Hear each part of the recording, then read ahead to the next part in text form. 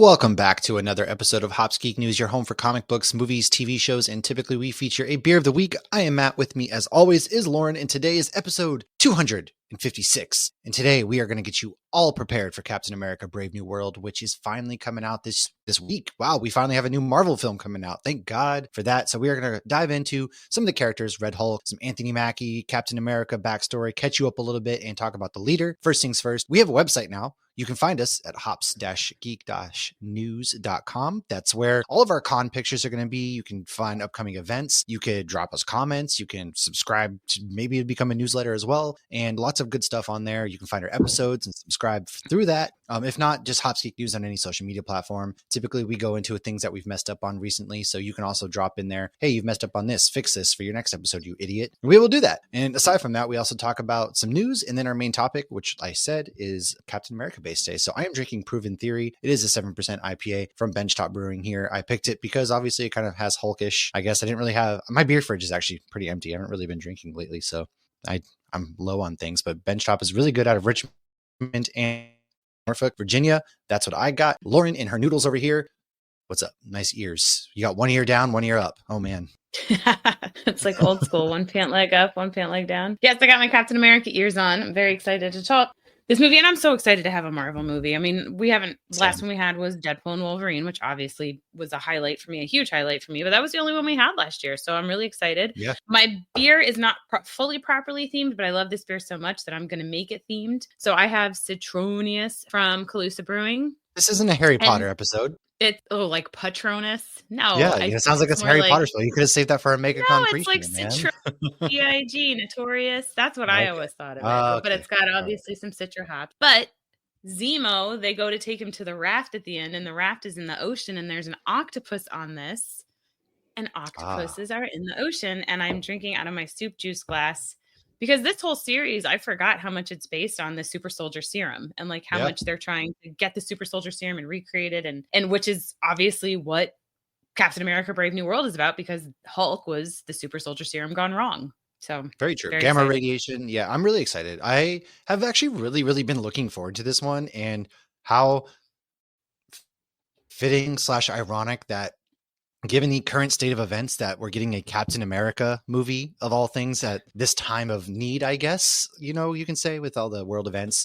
And it's been on my radar. I've been really, really excited for this. I love Anthony Mackie, and I'm really pumped that Harrison Ford, I know, William Hurt was General Ross before, but I'm excited to see what they can do with, Giancarlo Esposito, for example, as the Serpent leader, and lots of good stuff. So before we get into all that, however, we did mess up on something last episode where we were talking about Yellow Jackets, and I thought that it was based loosely on a true story. And it turns out, thanks to Stacy, it kind of is. So per Forbes, on their website, Showtime's TV series Yellow Jackets is not based on a true story. However, the show does draw inspiration from both real life and fiction, including the Flight 571 disaster, William Golding's novel Lord of the Flies, and the fictional mobster Tony Soprano. On October 13th, 1972, Uruguayan Air Force Flight 571 crashed in the Andes Mountains while traveling from Montevideo, Uruguay to Santiago, Chile. 32 survivors, primarily members of the Old Christians Club amateur rugby team and their family and friends, had to resort to extreme measures to stay alive. After 72 days stranded, they were finally rescued, but only 16 people survived the dangerous conditions, including sub-zero temps, avalanches, and starvation. In Yellow Jackets, they were lost for 2 years, but obviously there's some cannibalism there, hence why, things like that. So I thought it was loosely based on that story. I knew there was a plane crash in mountains of South America, and shout out to Stacy, one of our patrons. Yes. Oh God. I mean, yuck. Can't imagine being put in that scenario, because I'm a bigger dude, so I'd probably be the first one to get eaten because I'd feed everybody. That sucks. Let's not go into that. But yeah, no. Well, I mean, if you're legit starving, and the way they did it in Yellow Jackets was extra dark. Big meaty thighs, full of meat, I guess. I don't know. I don't know what you would girl held them pretty well in that. See, I just got to fight everybody off. I'd be sitting there with a stick ready to stab everybody, Lord of the Flies style, which is also Lord of the Flies, man. I read that as a kid in school, and that was a dark book too. But speaking of Lord of the Flies and reading, let's go into, first of all, we'll start with what we've been reading comic book wise for nerdinitiative.com, where you can find our weekly reviews.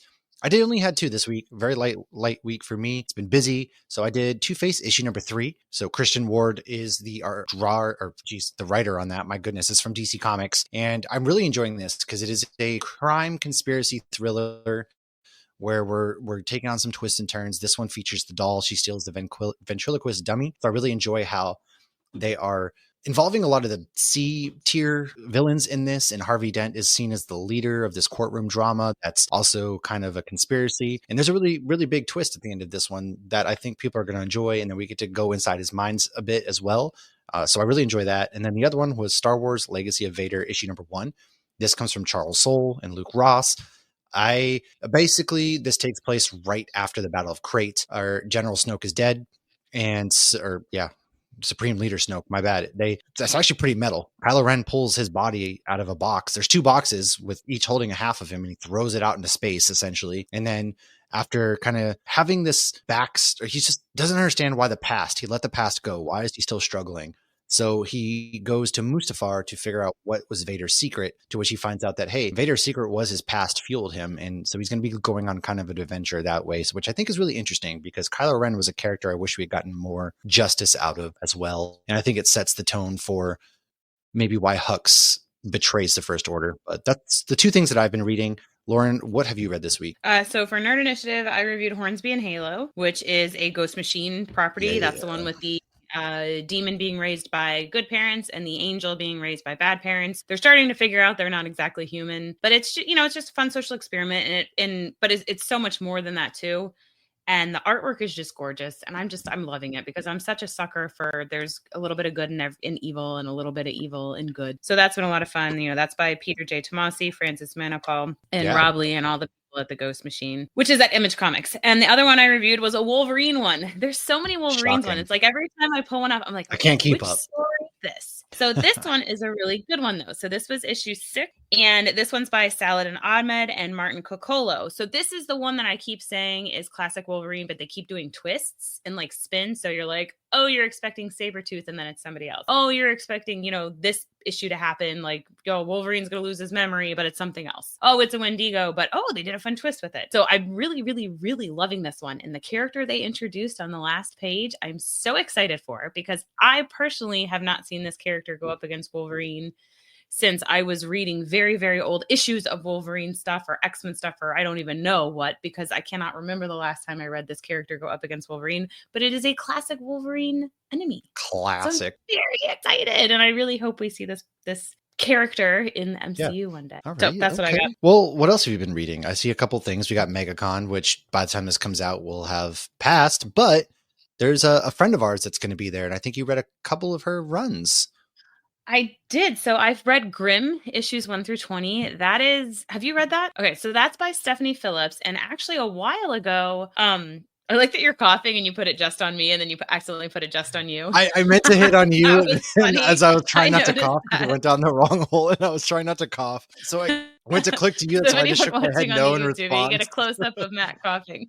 It's just me coughing. Yeah, I was trying to switch to her as she was asking me a question. I'm shaking my head desperately no. And oh boy, that was tough. No, I have not read that yet. I need to read that. And then I know next week she has issue 2 of Spider-Gwen Ghost Spider coming out too. So I want to read these to catch up before we get to hang out. She's going to come out to our event on Saturday, actually. And today, so Grimm issues 1 through 20 actually got in the trade backs, which I love because they look pretty on the bookshelf. But 21 came out today. Ooh. And so it's by Stephanie Phillips. And it's really cool because it's and like Ken was talking about it a while ago. And he's like, you really should read it. And for some reason, I had issue 3. I don't know if I got it at a free comic book day or what, but I had this random issue, but I wanted the full collection if I was going to go through it. But it's really kind of cool because it's about like the afterlife, but it's such a different and unique spin than I've seen on anything. And there's things going on that have never gone together. So like the afterlife and life are kind of bleeding together, but like her interpretation of how she sees like the Grim Reaper and what's going on and how she perceives life, and like they introduce characters that I'm like, oh, that's clever. I've actually never seen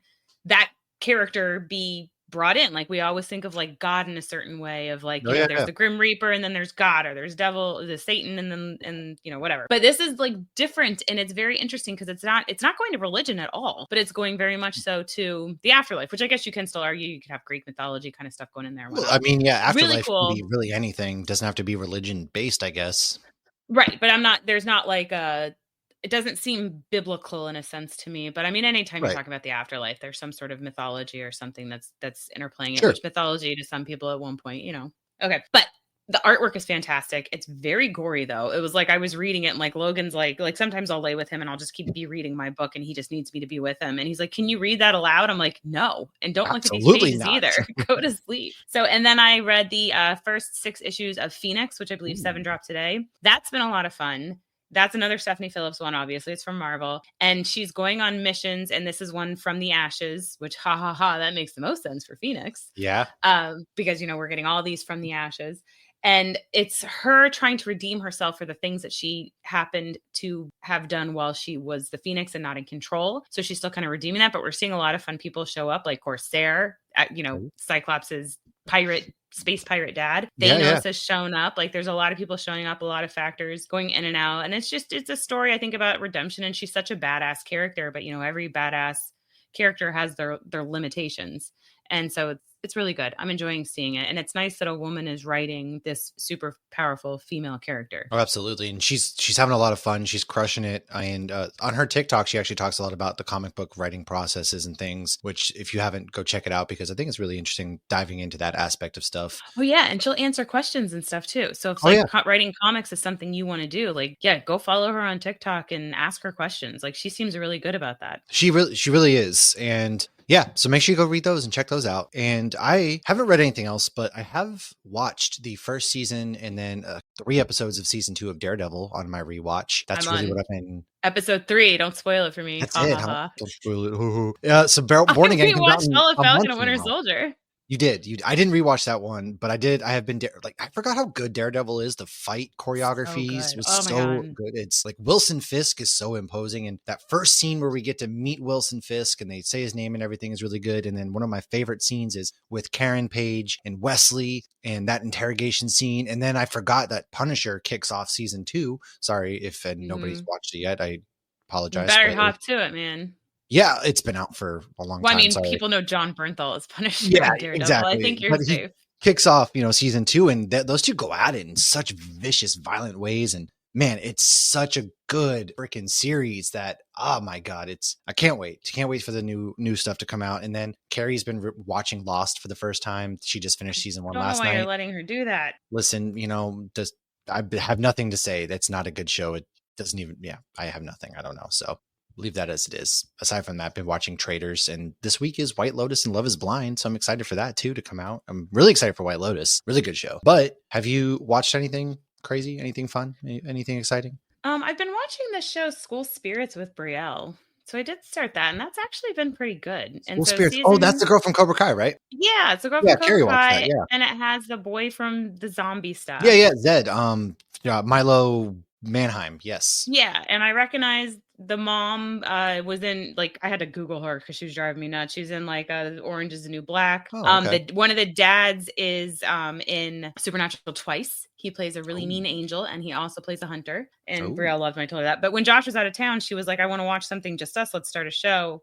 And of course, she wanted to pick that because it's a high school show. But the concept is, in season 1, all of a sudden the main character has died and she's now a spirit in the school, but there's other spirits in the school. Something's going on with the school because a lot of kids have died at this school. They really need to look into this. It's just another day in American schools. What are you talking about? These kids are not moving on. And then all of a sudden she realizes she can talk to one of her friends who's still living. So they're trying to solve her murder because she doesn't remember dying. And so it was very wait, what's going on? It was really good in that regard. It kept me on my toes. And then in the last episode, you're like, that's what happened. And then they just kicked it off. And we watched the first 2 episodes of season 2 last night. And it's really good. I think season 2 so far might even be better, but it's really cool. And they go into like one of these kids died in the 50s, one in the 60s, 70s, 80s. The zombie kid died in 1983, during a football game. His neck broke. Classic. So and then there's these kids that are constantly marching in. So he must get out of school because then he goes to.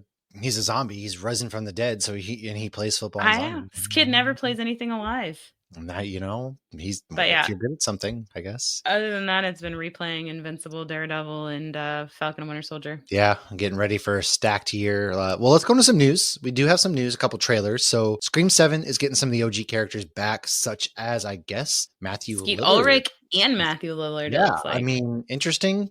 I would have loved to have kept that a secret, but nothing is a secret in modern day I know, society. that's why I was like, should I even put these in here? But Yeah, it's out there. I don't really want to go into anything of that because whatever. But the Fantastic Four trailer's out. Did you watch it? I did watch it. I'm not going to watch anymore, but I did watch it, and it did get me excited. Because I know you've been back on the trailer, like backing off trailers. So I wasn't sure. I'm excited. I am very excited. I thought the suits looked really well done. I thought, the Thing looked really good. Johnny Storm's powers looked good. Sue's powers looked good. We didn't see Reed Richards' powers. No, we didn't see him stretch.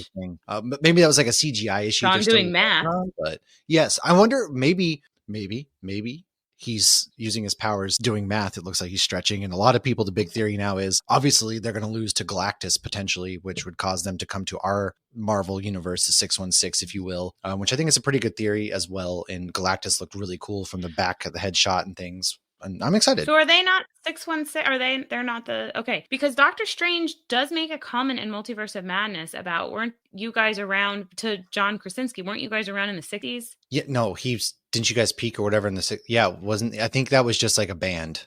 He's referring to a band. He thought it was music, I think. That was like a tongue in cheek. Yeah. Joke, but a nod to the comic. Yeah. Okay. Basically, yeah. It was a joke nod. And this one, they're in a different multiverse. And the theory is that they're going to lose and they're going to come to ours. Which I like.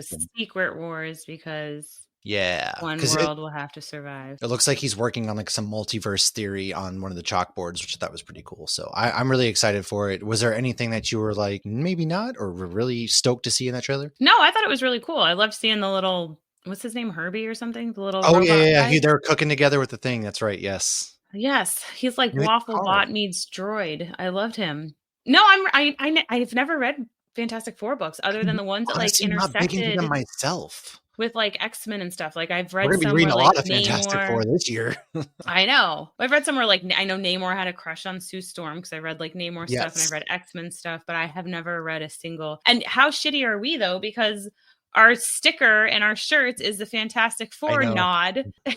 Well, and then shout out to Gibson in our Discord. He talked about some of the must-read issues for this inspiration. So we're going to read those. We'll talk about them for sure. But you're right. Like, I don't know. I've just never been a Fantastic Four fan. And I even said that this trailer was great, but Superman has me more excited. But I think it's because I lean more DC. And DC needs a really big win right now for them to get off the ground.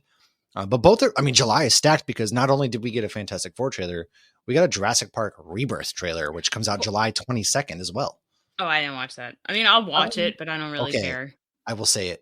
It actually didn't look bad. I don't know what it is. They're going back to the island. They're trying to find a cure for diseases, and it's on this island where they were doing their original research for Jurassic Park. It's a whole new premise. It's not just getting billionaires rich.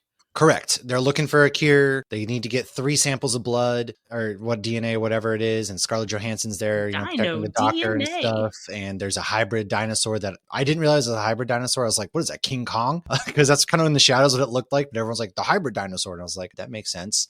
But it does look not bad, which I don't know. Jurassic Park has such a bar in the basement right now as far as expectations that just give me some return to form and adventure in a jungle full of dinosaurs, and I'm pretty much sold at this point because it can't. Dare I say it can't get worse than the locusts in the OG cast. God, the last one was so like I genuinely enjoyed the nostalgia, but you knew everything that was going to happen before it happened. You did, it killed. Killed Jurassic Park. Ugh. But yeah, I'm not looking forward to that at all. I will watch it, and I'm sure I'll enjoy it when I watch it, but I'm not rush. As far as Superman versus Fantastic Four, like I love that Fantastic Four is going with the 60s theme because it allows them to do a little bit more extra cheese. But as far as Superman, I am very excited for it because even if for some reason this doesn't lead to a phenomenal DCU or DCEU with James Gunn, as you know, we all had very mixed feelings with Creature Commandos, every standalone Superman movie is still enjoyable. Like you look at the Henry Cavill Superman, like I will still watch that today. That's still a fantastic movie. So I feel like even standalone, this movie will be great. Superman and Lois is great. Smallville was great. Like I think I'm also just coming off of like Superman and Lois. I'm just so much like, I really love Superman. Yeah. So, and I really loved Henry Cavill as Superman. So I'm like, that's a character has always just been generic, and I've never really given him more than the average amount of time that an average American would give Superman. But I think I'm falling more in love with Superman. I don't know. Big praise. I don't know. I've never been a big Superman fan, but Fantastic Four and Superman. But I did gasp at Galactus. I did. Oh, yeah. I mean, the fact that we're getting him is crazy. And then, of course, Silver Surfer's supposed to be in this movie, too, which we didn't even get to see yet. So there's a lot happening. And I thought the shots we got the Fantastic Four car as well, which I thought was really cool. Which looks like the thing at the airport, doesn't it? I should totally take a picture. If you land in Terminal C in Orlando, if anybody goes to Terminal C in Orlando, the things they move the people in wheelchairs and whatnot to their gates, it looks like the thing. Oh, we can take a picture at Universal Friday night in the thing. They have the thing in front of the Fantastic Four restaurant. That's exciting. Look at that. We're gonna be that's right. And the last bit of news that I have is that Andor releases officially on April 22nd. I don't know that we got a date, but I just saw that April 22nd. We did have the date, but we weren't 100% certain that was the date. But that's April 22nd. Surprise, April 22nd. So, man, look at us. We got February with Captain America. March is Daredevil. April is Andor. And May is Thunderbolts. July goes into a really good 2 superhero right there. And then, the year's almost over if we survive that long. So good for us. All right. Well, folks, it's time. Let's roll into our main topic. So we're going to kick off some Captain America Brave New World discussion with guys. So we'll be back in just a moment. Yes, we're going to start things off. So we're going to talk about General Thaddeus Thunderbolt Ross. Now, listen here. Lauren, you actually are incorrect on your notes about when we first saw him. Did you forget the Eric Bana 2003 Hulk movie where we saw him in? Oh, I was just talking about the MCU. Oh, well, it still counts. I was going to say, was he in Iron Man and I forgot? Because Liv Tyler was in him, are both in the very first one. And then they're also in the Incredible Hulk in 2008 as well. Wait, Liv Tyler's in the Eric Bana one? I thought so. Isn't she? Betty? I don't think so. Yeah. Wait, well, I think Betty Ross is in it, but I think somebody else plays it. I could be totally wrong, but didn't Vision's wife play Betty Ross in that? I always want to say Betsy Ross. Totally I always want to say Betsy Ross as well, but she did not make a flag. Either way, you know what? What's his name? Ross is still the same exact. Who played Thunderbolt Ross in that one? It was William Hurt, I thought. What? Jennifer Connelly. That's my bad. Oh, that is Vision's It was Jennifer wife. Connelly. Yes, I apologize. It was Jennifer Connelly. I'm sorry. Sam Elliott played General Ross. So, all right, fine. You got me, guys. Oh, I like Sam Elliott. You got me, okay? Never mind. But we technically saw Thunderbolt Ross in that movie. Anyways, moving on. I was talking about MCU. Him in the MCU in 2008 in The Incredible Hulk, which is a severely underrated movie, if you ask me, played by William Hurt. This is the only movie where we see Betty Ross, who's his daughter. Only movie in the MCU. In the MCU, yes. And Hulk's love interest, which makes no sense to me. How has he never mentioned her? I know. How? It's like he was a different person. I don't know. A different person, but like we still. I wonder if we'll ever get multiverse Edward Norton. Because it pisses me off. All right, I'm still legitimately mad that Mark Ruffalo's Hulk does never once discusses his love life of Betty Ross at all while he's going face to face with. Anyways. Instead, he has a not relationship with Natasha. He has a fake relationship with Natasha. And while Ross viewed Bruce as government property after becoming the Hulk, he did use his help in capturing Abomination, which, surprise, Ross also created. After he gets out of control in New York City, again, pretty cool, fun battle. They go at it. Tim Roth, Pam. And then he does mention that. He says, last time I was in Harlem, I broke it. You hear him say that in Avengers. You see what I'm saying? And then not to mention, like, Tim, we get Abomination in She-Hulk. So I'm just saying, Shang-Chi, yes. We get his story in Shang-Chi and She-Hulk. We just see him in We see Shang-Chi. him. Right. That was so fun to see him. Because they were always weird about what was canon. I feel like because it's Sony, they're weird about it. But they're still allowed to use Hulk. They just can't have a Hulk movie. I almost feel like they don't view a Hulk movie as profitable, which they don't know what to do with Hulk, which is stupid because there's so much out there that you can do with the Hulk that I just feel like they're making. I don't know. Okay, I don't know. We're not in the boardroom when these contracts are being negotiated. Hulk ends with Ross and Tony Stark meeting up and Tony making a comment about how he thought the super soldier program had been put on ice for a reason. Haha. Put on ice. Tony then tells Ross that they're putting a team together. We're getting a team together. Do you remember watching that in the theater? Yeah. They're like, we're getting a team together and Sam Jackson first shows up and everybody like that. And you're just, whoa. And then you see Iron Man show up here at the bar because things weren't clear as far as how this was going to be connected. If it was going to be connected, like they're slowly planting seeds and everything had like slight little reference points to each other. Much like when you're watching Daredevil, for example, right? They have little nods to New York, the Battle of New York and things like that. Yeah, the incident Yeah, and they never I outright love say that. things, but they drop nods, but now it's actually in the MCU, so they can talk more freely about it, I guess, and that's really exciting. But Hulk, yeah, was the attempt, or he was a result of the attempt to recreate the super soldier serum, because they never stopped, all right? The government's never going to stop creating that. They created it once, they're never going to not create it ever again. So gamma radiation causes Bruce Banner. Wow, Good you're Lord, really all of trying to these make the 2003 movie happen. guys, just put Stop some making it respect on happen. 2003 Hulk movie, okay? Jennifer Connelly, Eric Bana, big dogs. Jennifer Connelly right? is Friday, right? She was one of the voiceovers for She Spider-Man. was. Yes. Now, God, over the years, we've seen General Ross in many of the MCU movies. So William Hurt has since passed away due to cancer. And this is where Harrison Ford's going to be stepping in. And there's nods, you lost the mustache, all that kind of stuff in the previews that we've seen. This is actually going to be the first time that we see Thunderbolt Ross as Red Hulk. But when was the last time we actually saw him? The last movie we officially saw him in the MCU was Black Widow. However, that took place before Infinity War, where he was tracking Natasha. And at the end, she gets away. Well, she does make a comment about him being sick in that, which I thought was interesting, that she's like, you're not looking so well these days. And like, he did look pretty sickly, yeah. Yeah, very skinny in that. But it was, I wonder why they did that. I wonder if we're going to see something in Captain America Brave New World as to like maybe he's sick and that's why he decides to take the Red Hulk stuff. Again, I have not watched the latest trailer. Against his will. Ooh, that's a good point. Actually, I didn't even think about that. Interesting. Yeah. Well, obviously, the last time we saw him again was Avengers Endgame. He was Secretary of State, happily arresting anybody who would not sign the Sokovia Accords. However, he did disappear and get dusted, and he was actually in attendance for Tony's funeral. And per Joe Russo, there was talks of Ross becoming the Red Hulk in Captain America Civil War in an Avengers Endgame, which clearly didn't happen for, any X amount of reasons. We would. And so realistically, though, I want to first talk about his first appearance. So the first incarnation of Red Hulk was actually known as Rulk, weirdly enough, appeared in the Hulk series that debuted. So then Green Hulk should be Gulk? Yeah, I guess. Bulk is Blue Hulk, who I am, because I don't know. But he first appeared in the Hulk series that debuted in 2008. And then in 2010, World War Hulk storyline, it was revealed that he's General Ross. Excuse me. I can talk, I promise. The father-in-law and longtime nemesis of the original Hulk. So the storyline reveals that Ross was given the ability to transform into the Red Hulk by the criminal organization AIM, which... AIM was in brought Iron up in Man Iron Man 3, and they should have just gone with that. It was 3. It was 3. Yeah.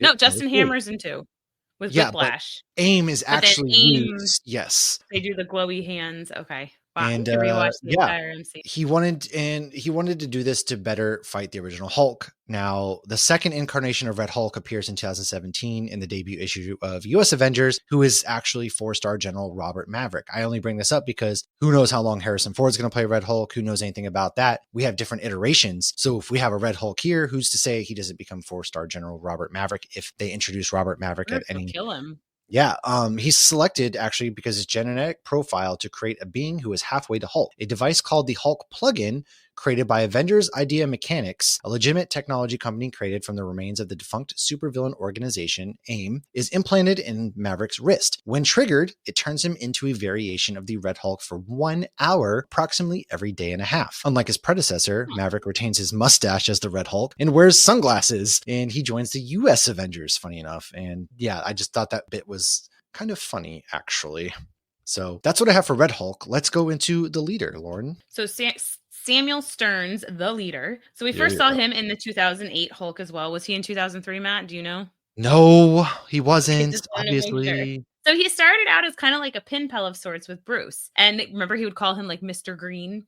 So when Abomination tries to get more serum from him, the leader, which we're not calling him the leader at that point, Stearns says, quote, "I don't know what you've got inside you already. The mixture could be an abomination," end quote. Get it? Because he's like, "I need more of this." And he's like, "I don't think this is a good idea." But after Emil Blonsky, who is the Abomination, attacks Stearns, he does finally agree to help. He's like, okay, I'll do what you need. And of course, it goes nasty. He goes full Abomination. And then as bleeding from his head, that's when we see the thing that's labeled like Mr. Green's blood, and it drips on his boo-boo, and then you see his head start to do that pop thing. Yes, because the leader has like a big dome piece. He's Megamind, damn it. his head starts like going in and out and looking all creepy. But then the creepy part is we see him like evilly smile, whereas he was a good guy the whole movie. Like he was genuinely trying to help Bruce. And so we don't know though where he's been since 2008. We have no idea. We didn't even really get to see him in any trailers either, which is pretty interesting, I thought. Yeah, it'll be interesting. Now, let's go in real quick. I have a backstory on him, Samuel Stearns. He's actually a supervillain appearing in American comic books. So he first appeared in Tales to Astonish, issue number 62 of December of 1964. He was written by Stan Lee and artist Steve Ditko as the arch nemesis of the Hulk, believe it or not. He has mainly appeared in Hulk-related comic books over the years and was one of the ones that were featured in the Marvel Now Thunderbolts relaunch. Stearns worked as a janitor in Boise, Idaho. Fun fact. I had to add that in because obviously I have connections out there. When he was exposed to gamma radiation. This mutated him into a green-skinned, super-intelligent entity who named himself the Leader. Embarking on a career of attempts at world domination, he's repeatedly foiled by the Hulk, who overcomes all of the Leader's schemes, as well as his artificial henchmen known as humanoids. Stearns would later be further transformed, causing his dome-piece cranium there to change into the shape of an oversized brain. As part of the intelligentsia, he is an integral part of the Hulk's out hero storyline. The character has been adapted from the comics into various forms of media, including TV and video games. Sam Stearns made his cinematic debut, obviously, in The Incredible Hulk by Tim Blake Nelson. He's coming back, and actually, in 2009, the Leader was ranked as IGN's 63rd greatest comic book villain of all time. And so that's pretty interesting, actually. I found that to be rather, which, it is weird, I guess, because it's a Hulk villain. So I'm curious how he plays into this as well. If, maybe he turns it to Red Hulk or something like that. Maybe Red Hulk goes to him for the serum, much like Abomination did. I don't know. I know. I'm very, very interested to see. Maybe we'll find out that he was working on the super serum soldier program that got canceled in Falcon and Winter Soldier. Hey, okay. I have no idea. I got something here, though. Tell me, okay, I don't know how true this is, but when you go to IMDb for Captain America Brave New World, Liv Tyler is cast as Buddy. I saw that too. I don't give me false hope. I didn't even want to put it in the notes because I haven't heard anything. You turned her against me.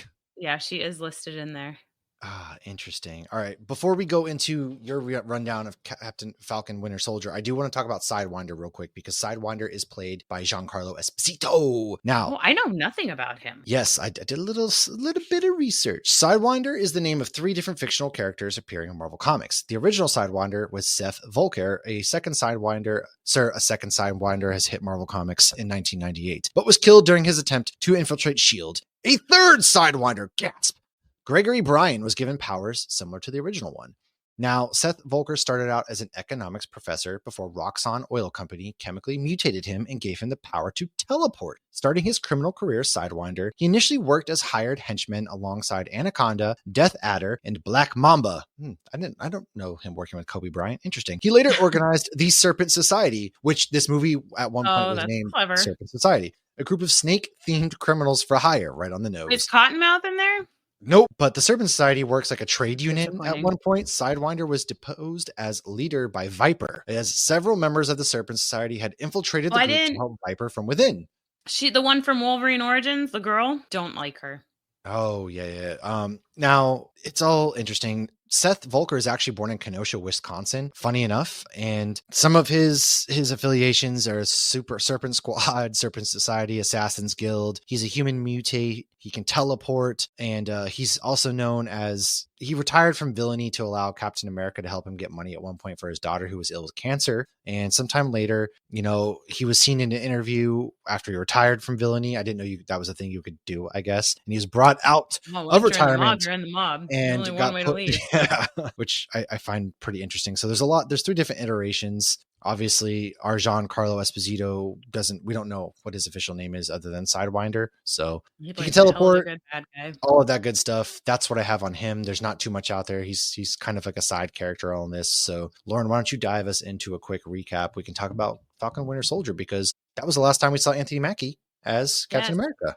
And this will be a good recap for a little bit for Thunderbolts as well, because U.S. Agent and Bucky will be in Thunderbolts. So this is the Falcon and the Winter Soldier recap from 2021. I didn't realize this was already 4 years old. I had no idea it came out that late. Okay. So episode 1, Flag Smashers think the world was better during the Blitz. It was a world without borders. They are are also none too pleased with displacement camps and how people are being treated since the blip, and resources aren't getting to where they need to go. Because you got to realize a lot of people came back from the blip, had nowhere to go. Their homes were occupied or gone. So people are trying to just get back on their feet. But of course, governments are governmenting and not doing their best. Falcon has been working for the Air Force, and the Smithsonian gets Steve Rogers' exhibit, and Sam donates the shield there. What the hell, Sam? And we see Rhodes has a moment with Sam during this, but is it Rhodes or is it a Skrull? We don't know. Every Rhodes is a Skrull. All right, now we get a Bucky flashback. He kills a very young guy because he saw Hydra business, and we actually recently saw in What If,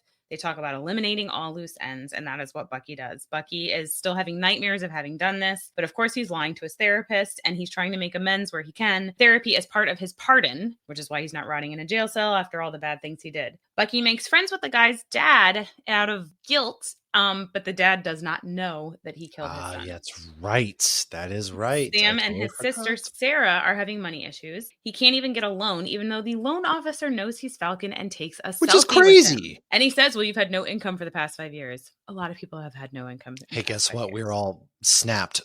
So then we have Joaquin Torres goes undercover with Flag Smashers and gets a bit beat up, but escapes, and he will be in the movie. So I'm thinking we might be getting more of him in the movie because I've seen interviews where it's him, Anthony Mackie, and Harrison Ford. He's Danny Ramirez. He's the new Falcon. Oh, okay, that makes sense because he was like his guy in the chair, even though he was in the field. No, yeah, he's the new Falcon now. Yeah, he's Danny Ramirez. Yeah. Okay, so next we meet the new Captain America, John Walker. Not the liquor, folks. Nope. John Walker. Yeah. Episode 2. Bucky and Sam are together again. We learn about the big three.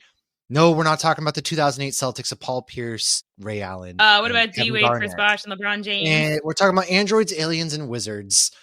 As Bucky and Sam go to attack the Flag Smashers, they get their asses handed to them, and John Walker and his right-hand man, Lamar, show up to help. No, not Lamar Jackson of the Ravens. They learn these Flag Smashers are super soldier jacked, baby! Walker calls himself Captain America, which angers both Bucky and Sam. Come on. Crazy. The more they learn about Flag Smashers... Friends, you ass. Yeah, a lot of audacity there. Now, the more they learn about the Flag Smashers, the more they realize they're not bad guy, but they're bad guy, you know. Bucky decides to introduce Sam to Isaiah. He was a black soldier who was given the serum, then spent 30 years in jail for his service. That included getting tested on. When Bucky was the Winter Soldier, they had a hell of a fight. Isaiah kicks him out of his house, and then as Sam and Bucky are arguing, because, Bucky never told him or Steve about Isaiah, a lot of secrets around these people, the cops approach. They didn't want to be found. No, that's true. And they end up arresting Bucky for missing a court-appointed therapy sesh, which leads to Walker getting him out and us getting couples counseling with Bucky and Sam. Bucky's mad Sam gave up the shield because it means Steve was wrong about him. And then maybe he was also wrong about Buck. Now, John Walker has info on the Flag Smashers. Actually, yeah, because I love their relationship. It goes back to Captain America Civil War. Can you move your seat up? Like, I hate you. And he does it in this too. Yeah. When they're in the shower, I think in the car with like Sharon, he's like, you're not going to move your seat, are you? He's like, nope. Now, John Walker has info on the Flag Smashers. However, Sam and Bucky still don't want to work with him. When they saw Isaiah, he mentioned Hydra, which leads Sam and Bucky going to talk to Baron Zemo to get some information. They need to find who is making more super soldier serum, and they think Zemo can help. Interesting. Meanwhile, the power broker people are coming after the Flag Smashers because they stole some of that sweet, sweet super juice. Gotta remember, Zemo wants to get rid of superheroes. He does. All right, so episode 3. Bucky wants to bust Zemo out, but he actually already did.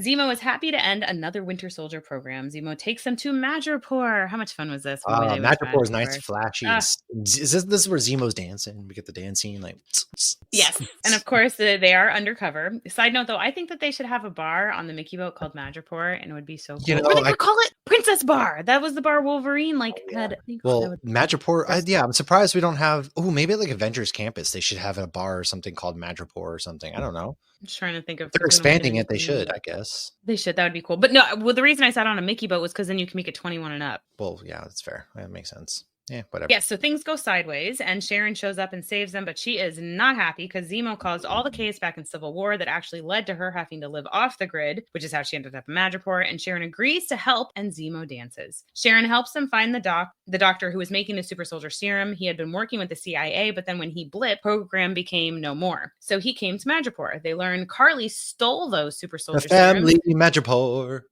And then Zemo shoots the scientist because he hates super soldiers. As you should. Carly is now killing people, and as the three amigos go to another Zemo house, Bucky notices Wakanda tech. The Dora Milaje wants Zemo because he killed T'Chaka. All very fair. All very valid. All right. Very, very valid. Which takes us to episode 4. Flashback to Bucky in Wakanda, where Ayo helped free him of the words. That is one of the Dora Milaje who's looking for Zemo. It's such a beautiful scene where she says the words, and then like Bucky's like crying and fighting them, and she's like, "You're free. Like you didn't do anything. You're free." It was a really good scene. Shout out to Sebastian Stan. He's a fucking great actor, man. I also love when they shut off his arm too and everything. But Zemo gets a lead via kids and candy. John Walker and Lamar show up. Sam wants to reason with Carly. John Walker just wants to take her in because he's all gung ho. They find Carly and Sam tries talking. Unfortunately, Walker just has to mess it all up. He forces his way into the room.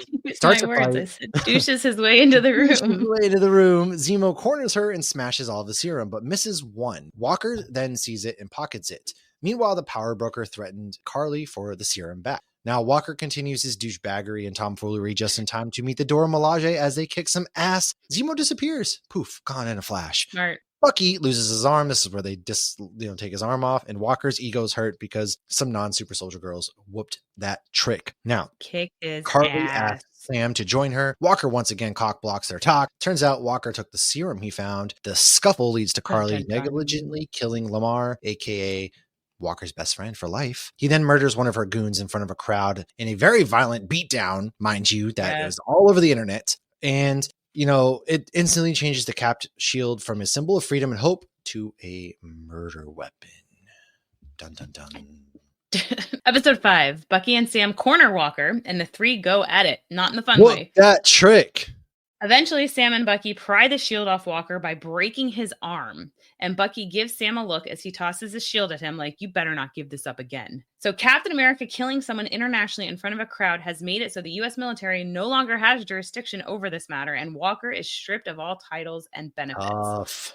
They do make it, though, like Walker... And he even says, you created me. The government did create him, and he was everything they wanted. And like they were talking about at one point, him and Lamar are talking about their medals of honor. And he's like, yeah, I have all these medals from a day I never want to remember, like the worst day of my life. Yeah. So it is sad. Like he does have a lot of PTSD, and now his best friend just died. But he just like, it's just the government loves to just abuse their soldiers and dump them off to the side, though. That's nothing new. Yeah, so I think they actually did a good job of kind of portraying that, because it was like, I did feel for Walker, but like, don't call yourself Captain America to Bucky and Sam. Come on. You didn't earn that title, punk. Ugh, exactly. Okay, so enter one of my favorite characters who I cannot wait to see more of. Yeah. Contessa Valentina Allegra de Fontaine. But call me Val, but don't call me Val. She will be in touch as she hands a card to Walker, and she walks away and he goes, there's nothing on this. It was just a blank card. It was great. Yes. So Bucky finds Zemo and gives him to the Dora Milaje, who takes him to the raft. However, not before he tells Bucky he took himself off the list. So I thought that was actually a very sweet moment for Zemo. Zemo was on his list and he's like, you don't owe me anymore. Like, they had a moment, like, because Zemo, yes, he's a bad guy, but he lost his family. To be fair, like his family was killed because Age of Ultron. Avengers. The Avengers caused that. The Avengers create a lot of their own problems, primarily Tony Stark, and so he just wanted to abolish. Like, I get it; they were running free and rampant, and they dropped an entire freaking city and destroyed a lot of people's lives, and they were seen as heroes for this, right? Even though they created the problem. So Zemo, look, man, he had my sympathy. All right, he had my sympathy. Is all I'm going to say. He did nothing wrong. So we cut back to Isaiah. Sam visits him this time alone, and Sam learns what got Isaiah arrested, which is incredibly sad. So a few others like him had got caught in a POW camp, and the U.S. was actually going to bomb the POW camp to cover up what they were doing with all the experimenting and whatnot. Again. So Isaiah rescued them. He was also experimented on because the serum worked on him. It didn't work on everybody. A lot of people died. So they wanted to know why it worked on him so they could obviously replicate it.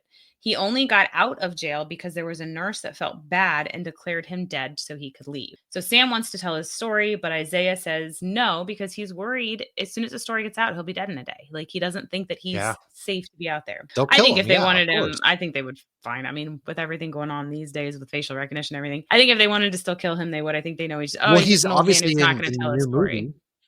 Because when they show him attacking in the trailer, he leaps at, the president. So I'm wondering what's going on there, of course. I am excited to see that and to see how they handle his character and where they go with his character. Because he's a comic book character too. He was in the comics. He is, yeah. And you see at one point, like he throws like something like a little metal tin and just hits right in the wall. So immediately you see like he has strength. I also wonder because like how old, because the super soldier serum does make you age slower.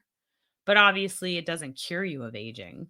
Like Right. Steve was still a really old dude, but okay. So back in New Orleans, Sam and Sarah's parents were a big help in their community. So they take advantage of that and they call in some favors to get everybody there to help fix up their boat / their business. And Bucky stops by with new wings for Sam that he had the Wakandans make. He decides, of course, to stick around and help. Helping leads to training and a little heart to heart. So one of the things I loved about this, yes. And we put on Captain America the other night just to like fall asleep to, and you're seeing Bucky, you know, be a ladies' man and talk to the girls. Then he's talking to Peggy Carter and he's like, what's going on? I'm invisible. And like, you got to see a little bit of that playful personality come out with Sam's sister, where he's like, hi. And she's like, hi. And he's like, don't, stay away from my sister or whatever. But he's like, okay. But it was just so cute to kind of see Bucky that we met.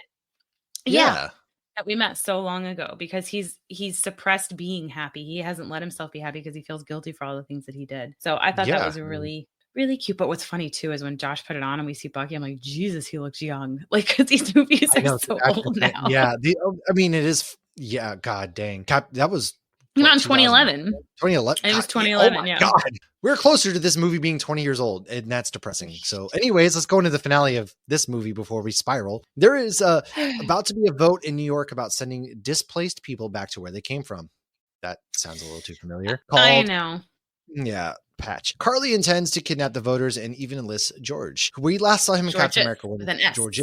Sorry. We last saw him in Captain America Winter Soldier. He has also been What If. George's was on the boat at the beginning of the movie and basically lost a lot of money and got his ass kicked by Steve. I don't know why I needed that. Anyways, as the flight ensues... I think he's French. No. Was he French? Fight ensues, I feel like he was French for some reason. Carly is down to suddenly kill hostages. This is when Walker shows up with his bootleg shield ready to kill Carly, but ends up helping the hostages. Sharon corners Carly, and this is when we learn that Sharon is the power broker, and I still don't like that reveal. She hired Georges to spy on Carly. Sharon wants Carly working for her again. As Georges tries to extort Sharon, she kills him. This is where Sam enters. Carly fights Sam. She goes to shoot him, but Sharon shoots her first. Was it to save Sam or her reputation as the power broker? Carly unfortunately dies. Meanwhile, Bucky and Walker get a bunch of flag smashers arrested by using the Flag Smasher app to alert the authorities as to where they are. As Sam gets surrounded by media, surrounded by media and politicians, he explains what the Flag Smashers were doing was not terrorism. He tries to give them perspective. He then explains he knows people will hate him for donning the Stars and Stripes because he's black, but he still fights for what is right. So shouldn't the world's leaders do the same? My God, folks, it's literally in your face. Some of the Flag Smasher prisoners were being moved and got exploded thanks to Zemo's guys that were previously met on Zemo's private plane. Zemo smiles from his cell on the raft. And the politicians change their mind. So I love that. So I don't know if you remember when they first get Zemo and they go to a private plane. They're like, you have a plane? He's like, yes, I am a baron. I am like wealthy. He's rich. And there's like an old guy who's like bringing them champagne and stuff. And at the very end, you see the same old guy blow up the plane. And like, I thought that was, I don't know. I love that scene. It was like Alfred doing that actually. Batman. That's funny. I guess I never really paid attention to that. That's a good catch. Now, some of the Flag Smasher prisoners were being moved. They got exploded. We know that. Cut to Val waiting for Walker to come out in his U.S. agent outfit. We then get Isaiah seeing himself at the same museum as Steve, Bucky telling his neighbor he killed his son, and then a fun cookout in New Orleans, with Bucky and Cap. Together, we end with Captain America and the Winter Soldier, which is pretty interesting because they both had character developments and changed their identity. Bucky is still known as Winter Soldier, same as when he was brainwashed, but Falcon is now Captain America. Which is what he refers to himself when he was brainwashed. He refers to the Winter Soldier did that. I just thought it was interesting because, every episode started with the Falcon and Winter Soldier, so it was really cool, and it ended Captain America and the Winter Soldier. But Bucky, Bucky should get a new name.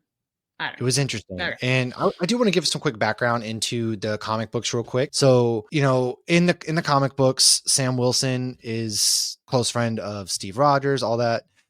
That's kind of when things kind of get sideways for him. So when he wasn't actually, so I'm trying to pull up my notes here. We've done a whole Falcon one a while ago. We did a whole comic origin. You're right. He was the first African-American superhero in mainstream comic books, appearing in 1969 in Captain America 117, for example. So yeah, you're right. We did. He was regularly around. What was his thing? His bird? His bird is a real bird in the comics, and he speaks with it telepathically. But it did get smashed by a Flag Smasher in this, and Bucky goes, I've always wanted to do that. Oh my God, why am I blanking on the freaking bird's name? I also blanked on I was going to say Hedwig. Oh, jeez. No. But let's talk about it real quick. So, predictions. Do you have any standing predictions for Captain America Brave New World before we wrap things up? I don't know. I think some of my predictions I was thinking of while we were going through this. So I do wonder if they're going to kill Red Hulk. Just because, Harrison Ford's in his 80s. They're not going to recast this character again. He's been around since 2008, as his story kind of like progressed. But if they do, I'm glad they're ending him with a big character because he's always been a background character. I really hope we get Betty Ross. But are we going to get Hulk?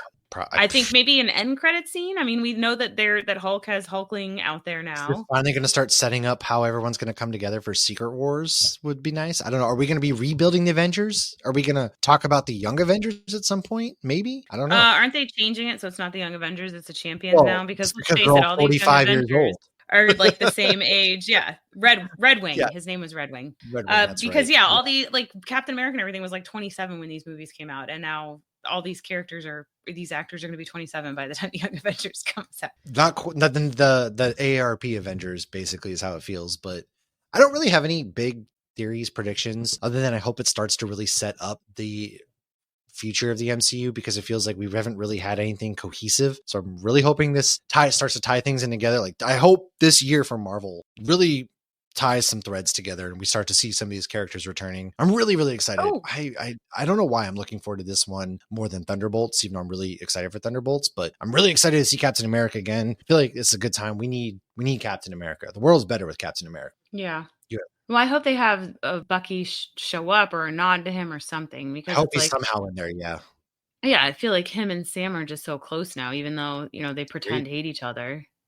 They're still best friends. They have a friendship. Yeah. And to not have him at least as a cameo to explain maybe where he's off doing right now to lead into the Thunderbolt. I mean, exactly. Come on, Marvel. Yeah. Well, I guess we'll see. In the meantime, folks, thanks for hanging out. Shout out to our Patrons, by the way, Riley, Corey, Lynn, Tabby, Scott, Patrick, Stacy, Jess, Tracy, and Micah. You can join our Patreon if you want to support the show at patreon.com/hopsgeeknews. We have a website now where you can also get some merch. hops-geek-news.com. It's going to be in the bio of the episode. Make sure to like, subscribe, share, check out our MegaCon footage from this past weekend. Lauren and I will be getting together again in March. She's coming up for, GalaxyCon Richmond, which should be a good time. But in the meantime, let us know what you're excited for this movie. And we will talk to you guys here soon. Hey, we're getting Marvel's back, baby. The world's saved. We'll see you guys next time. Cheers.